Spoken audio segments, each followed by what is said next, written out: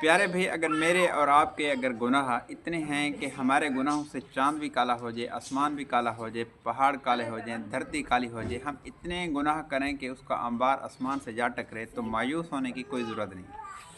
اس لیے کہ ہمارا اللہ جو ہے وہ ہم سے کتنی محبت کرتا ہے، اس بات کا ہمیں ابھی تک کوئی علم نہیں۔ اگر پتہ ہوتا کہ اللہ تعالی ہم سے کتنی محبت کرتا ہے تو ہم کبھی مایوس نہ ہوتے۔ خدا کی قسم، اللہ تعالیٰ جو اپنے گناہگار بندے سے محبت کرتا ہے، جو محبت کرتا ہے، اس کا اندازہ ہم نہیں لگا سکتے کہ اللہ پاک اپنے گناہگار بندے سے کتنی محبت کرتا ہے۔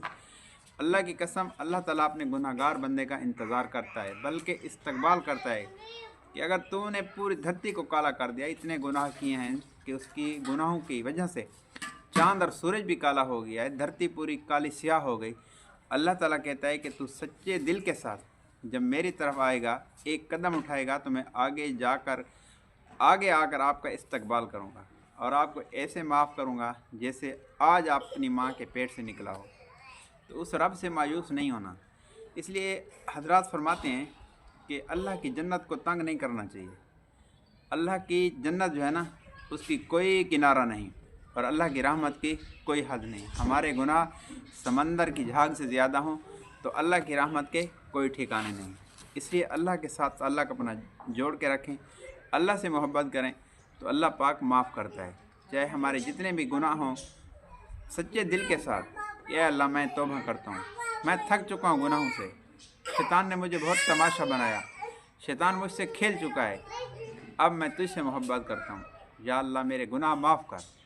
اور جب تنہا ہونا تو آسمان کی طرف دیکھ کر کہ اے اللہ، تیرے سوا بس میرا کوئی نہیں، اگر تو نے مجھے معاف نہ کیا تو میں کہاں جاؤں گا، میں تو ہلاک ہو جاؤں گا۔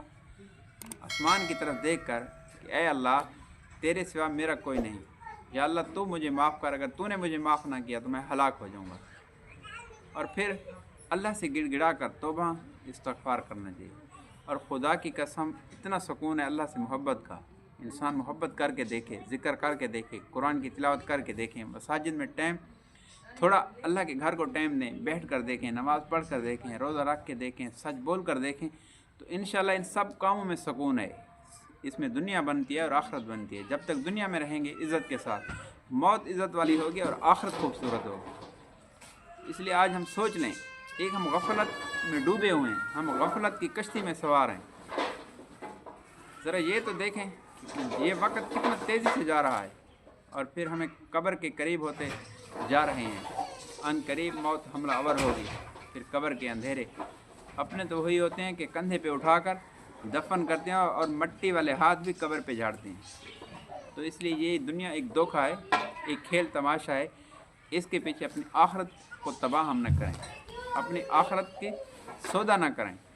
تو اللہ نے جنت بنائی ہے بڑی خوبصورت، تو جنت والے اعمال کریں، اللہ کا ذکر کریں، قرآن کی تلاوت کریں، ہر اچھے وہ اعمال کریں جس پہ اللہ خوش ہو، کہ یا اللہ مجھے اپنے رضا والے اعمال کرنے کی توفیق عطا فرما۔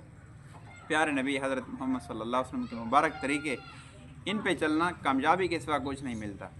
اللہ اور اس کے رسول کی نافرمانی میں ہلاکت کے سوا کچھ نہیں ملتا۔ اس لیے میرا پیغام اور ویڈیو اچھی لگے تو ویڈیو کو شیئر کرنا اور چینل کو سبسکرائب کرنا۔ اللہ تعالیٰ آپ کا حامی و ناصر ہو۔ اللہ حافظ۔